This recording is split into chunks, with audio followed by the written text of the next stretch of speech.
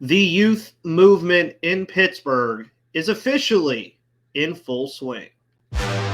You are Locked On Pirates, your daily Pittsburgh Pirates podcast. Part of the Locked On Podcast Network, your team every day.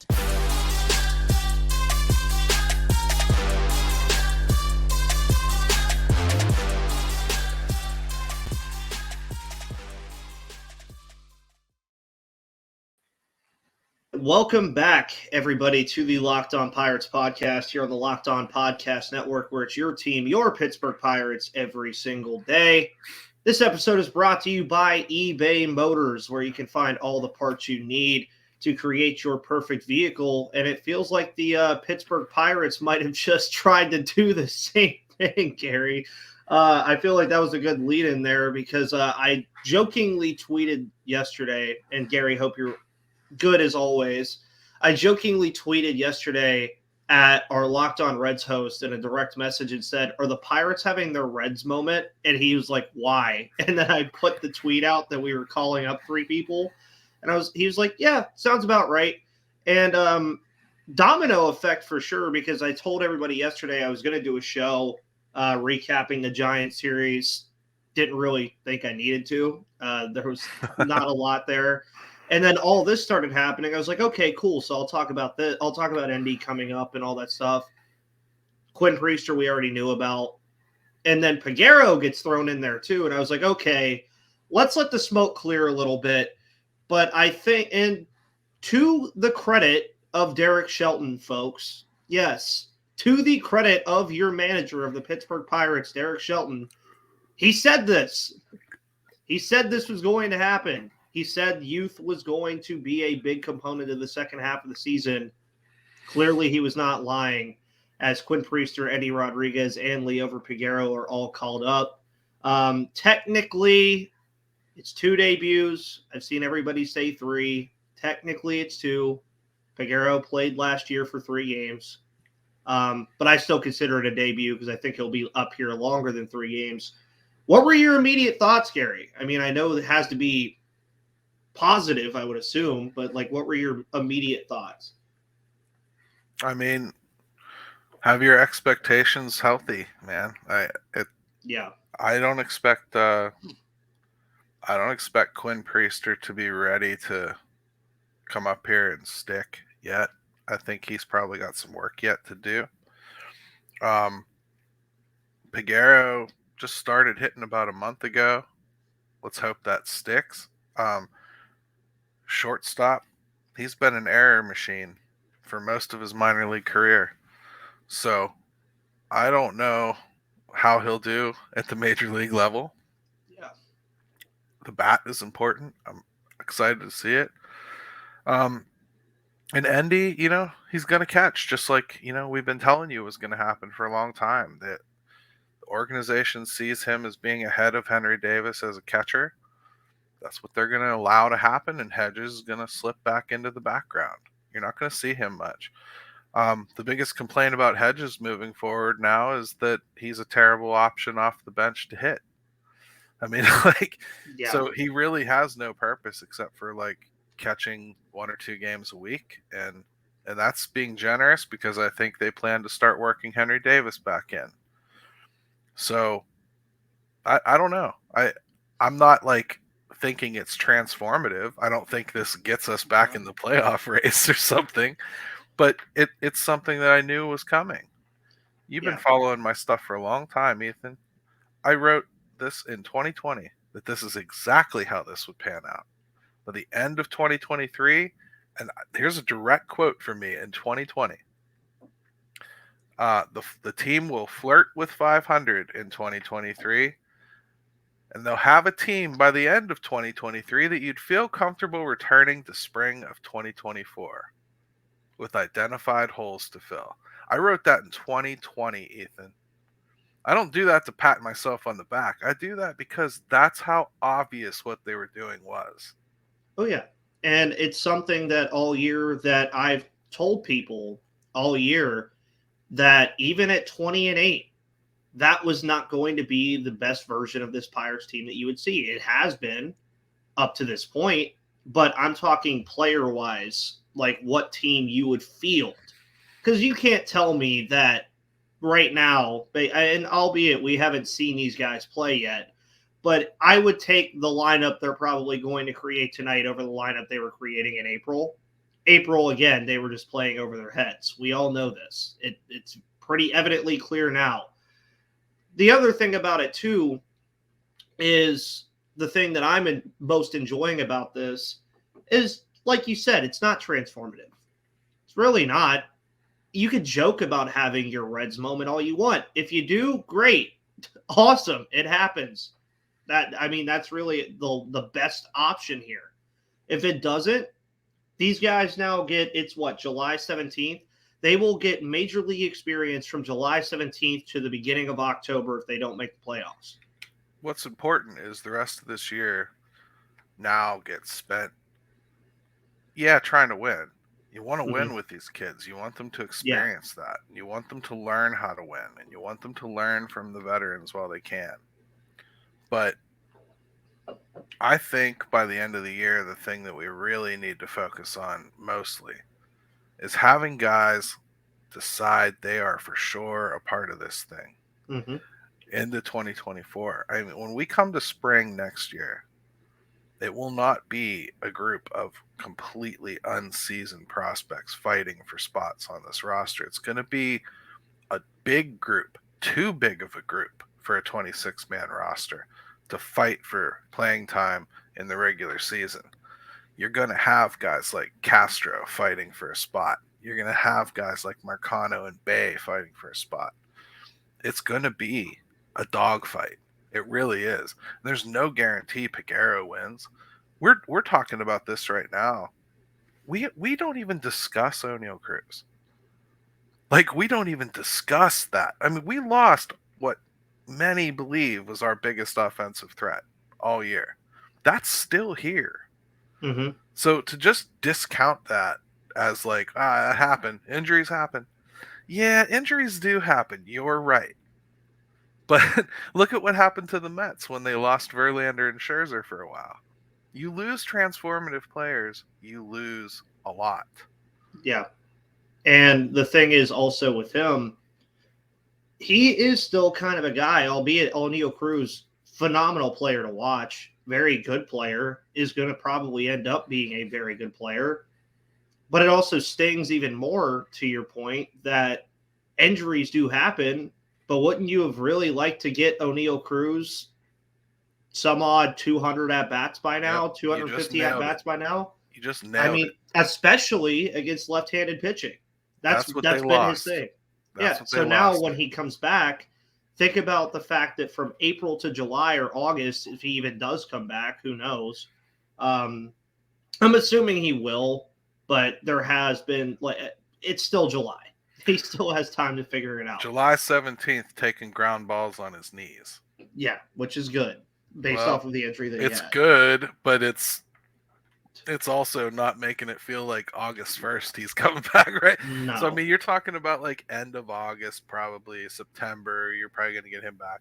Either way, here's a guy that lost his entire second season.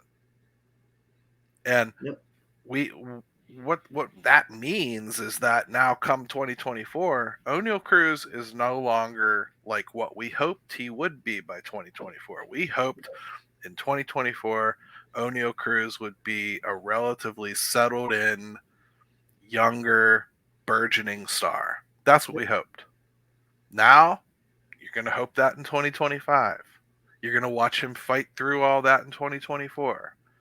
He may come out and just light the world on fire like Elly De La Cruz is doing. But Elly De La Cruz also hasn't been punched in the face yet. Nope. Elly De La Cruz also hasn't been injured yet. There's a lot of things that happen in baseball. That's one thing. And the injury, it sucks for this year's record, but it sucks more for basically building your team out. Yep. You want to know what O'Neal Cruz is. You wanted to know this year, is he going to be a shortstop or not? And what we've learned is he better be, because, boy, we don't have anybody else. And that's not great. No. And I don't really think they want I don't want to say they don't want it to happen, but I don't think the expectation would be to have Jared Triolo be your full-time shortstop. I just don't think that's something they would have an expectation for. But if he plays well, he plays well. And you bringing up I brought up the point of losing at bats. Let's remind ourselves that we've seen this story before with another person who is also currently injured right now. My first full season covering this team, Key Brian Hayes literally got hurt the second day of the season and was out for 3 months. I was using the same exact point then that I'm using with O'Neal Cruz now. Is Hayes had that phenomenal 2020, hits a home run on opening day. He was riding a high, and then he lost 3 months of his career and arguably has not been the same since that injury happened. He's been a very good player. He's been very good defensively. We already knew that. Same thing with O'Neal Cruz. It's just a complete reverse with Cruz. You know he's going to hit. You know he's going to figure this stuff out eventually. Can he play defense full-time at shortstop? These are all questions that we have to ask, and we'll ask more questions about Quinn Priester, Endy Rodriguez, and Liover Peguero, as well as the fact that I believe they now have like 7 of their top 20 prospects on the team.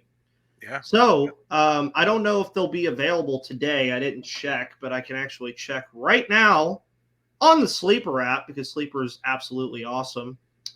You may be able to bet on these guys on Sleeper tonight and get up to a $100 match on your first deposit on mobile only, of course. I don't know if Sleeper does this kind of stuff right away. It does not appear that they do. So you cannot choose between these guys. Is Andrew McCutchen, Gary, do you think he could get less than half a strikeout? So is he going to strike out once? You could do that. You could also do cut stolen bases if you wanted to. You could do fantasy points, total bases, singles, Brian Reynolds. So you going to hit a home run tonight? Who knows? If you want to win 100 times your money on daily fantasy baseball, Sleeper is now offering up to a 100 times payout for up to 8-pick contests. Use the promo code LOCKEDON and you'll get up to a $100 match on your first deposit. Terms and conditions apply. See Sleeper's terms of use for details. It's currently operational in over 30 states, so check out Sleeper today. If you also want to listen to the hometown broadcast, make sure you download the Sirius XM app at XM app.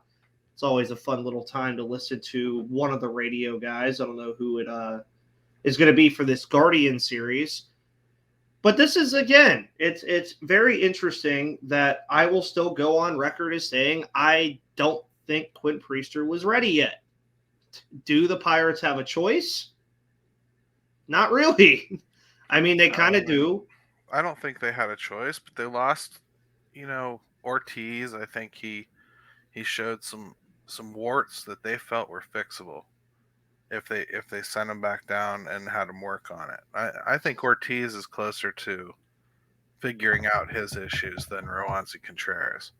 Roansy Contreras all the way down to the FCL. I mean, and we just saw the Blue Jays do the same thing with Alek Manoah. Mm-hmm. So it's not as though it's unprecedented to see something like that. But still, who among us didn't have Roansy Contreras in their starting rotation for the next 5 years? Mm-hmm. I mean, that's a huge blow to see a guy like that go down. Most of us didn't even know Ortiz's name before last August, right? So he wasn't necessarily in your plans. But things like that happen, and they can screw everything up. I still think Quinn Priester was on schedule for a September call-up type situation. More than happy to see him get his call-up. I just don't think that he's going to ultimately be successful. I think he's going to find out that having very little movement on his fastball gets punished in the major leagues. And it's going to cause him to go back to the shop and work on it a little bit. But which is something I feel like you would want to do this year. Like, this is something, as we keep talking about, figuring things out this year. Gary made the point earlier. You want to find these guys that are going to be a part of your team next year that, hey, I know that I have Brian Reynolds in left field, or Hayes at third, or Sawinski in center, Cruz at shortstop. Like, you want to start kind of knocking this stuff off the board. And as you said in your 2020 excerpt, having clear holes to fill. You want that to be a thing because then when Cherington goes into the offseason, instead of just throwing darts at a dartboard trying to find pitchers that are going to be good, you can figure out the fact that, okay, I have 4 starters. I only have to go get 1 or 2 max. Maybe first base becomes a thing with Carlos Santana getting older. You want to figure these things out now, though. And I know it's frustrating for everybody with them now being 41 and 52, especially after the start. But I would rather have it happen this year. This is not the stuff that you want to see the Pirates doing next year. You want to see them doing it to some degree, but you don't want it to be the focal point of the entire season that, oh, we need to see what Quinn Priester can do. Or we need to see if Rowanzi could figure it out. Or we need to see, like that's the other thing about the O'Neal Cruz thing. You don't really want to have to see if O'Neal Cruz could play shortstop next year, but you're probably going to have to. Henry Davis and his catching stuff. Figure it out now. Let him rotate in there with Endy Rodriguez. Let the growing pains be growing pains, and that's where you see on the side I have expectations. Gary's kind of hinted at it already. They're not going to light the world on fire, folks. They might. They very well could. But at the same time, though, you have to walk a line. Yeah. Like, if you really think Henry Davis is deficient behind the plate, which, bluntly, I do, and I think the team does, and his 1 inning in the majors tells me that I wasn't wrong. I saw a lot in that 1 inning that if he was going to be even average, I wouldn't have seen. They have a lot of work to do yet with him. It doesn't mean that he will stink. And over the offseason, he is a worker. He will figure some things out. Yeah. And I believe he'll get more opportunity this year. But you don't want him in his current state catching a guy like Mitch Keller, who has his own things he's fighting for. He's fighting for his own contract. He's fighting for his own career. He's potentially fighting for a Cy Young. I mean, he's got a ways to go for that. Spencer Strider might have to die, but yeah. But I'm saying, like, he's in the midst of throwing a really good season. You don't want to throw a kid back there for him. If, in fact, I wouldn't even be opposed to Austin Hedges being his personal catcher the rest of the year, just to let him have the strongest season he possibly can. Yeah, and I mean, I'm not opposed to that at all. Obviously, you would have the hole in the lineup with Hedges, but if it means that you're going to consistently get 7 innings of 1-run work for Mitch Keller and Austin Hedges is helping that, I think that's just fine. And for Endy Rodriguez and Henry Davis, too, I do think, and Mitch isn't old. I'm not going to say Mitch is, like, old here, but he is a veteran player by this point. Like, he's been at the big league level for a while. I think it will be beneficial for Endy Rodriguez, especially tonight. I would like to see him catch tonight. I think he will with Quinn Priester starting. I do think that'll kind of, loosen him up a little bit because I believe there's about zero doubt that's what they're going to do tonight. Let's hope so, because they love to surprise everybody, but I hope that's not a surprise that we get. But I do think that'll help kind of loosen those two up, being the battery that they were in Indianapolis. Obviously, that's not going to be it might be a consistent thing. Maybe that's something they see for Quinn Priester that can help him. Liover Peguero, like you said, error machine in AAA all through his minor league career at shortstop. Does he figure it out? This team has too many second basemen for him not to. It's getting to that point. Is once O'Neal Cruz comes back, as you mentioned, they have a lot of guys that are just going to kind of have to figure it out and fight for one spot. And I jokingly keep saying this, is we're going to have this same conversation 2 years from now when Termarr Johnson is ready to come up. And it's like, oh, yeah, by the way, all these middle infielders we have, guess what? The number 1 overall prospect in our system's ready to come up too. Well, the only thing I'll point out there is that a lot of people, if they come up and hit, it doesn't matter. It doesn't matter. Like, look at Henry Davis, for instance. Like, he come up, he's hit. And he struggled a little bit, but he looks different. You can just tell he looks different. And his defense is more than acceptable in right field. It's not perfect, but it's acceptable. And the reason that we just go ahead and say Henry Davis is the starting right fielder and that's it, and we leave it go at that, no matter how uncomfortable it makes the roster, is because you want his bat in the lineup. Like, if Termar Johnson comes up here tearing it up, it doesn't matter who's here. It really doesn't. Yep. It doesn't matter how many years Peguero has put in or Gonzalez has put in. If Termar Johnson is better, the bat will tell the story. And they'll find another place for someone else to play if they have to. There are so many moving parts here. We even talked about like how many second basemen they have. Some of them are going to have to learn to play outfield. And then people are going to freak out. Oh, why are we putting outfielders and infielders in the outfield again? Because we want to find places for bats to live. Yep. That's why. And you don't want to have the holes in the lineup that we've seen this year either. That's the goal. You want it to be 1 through 9 to where, yeah, you're always going to have that guy in a lineup 1 through 9 that's not going to be like the craziest hitter. But no one can doubt here, and I don't think anybody will argue with me on this. There have been lineups consistently all year where you could point to 2 different spots, mostly 1, but sometimes 2, where there is a visible hole in the lineup. Yeah. That is not what you want anymore. No, well, that officially goes away as of today. Thank God. So that's good. We'll be excited to see that. I have no doubt Endy can hit at this level. But just, I say with all prospects, don't expect the savior. Expect struggles. They're rookies. That's what happens. And keep your head about you. And you will enjoy this period of time. You really will. I don't, at some point, like, the elephant in the room is wins, man. Yeah. Like, all of this has to start leading to wins.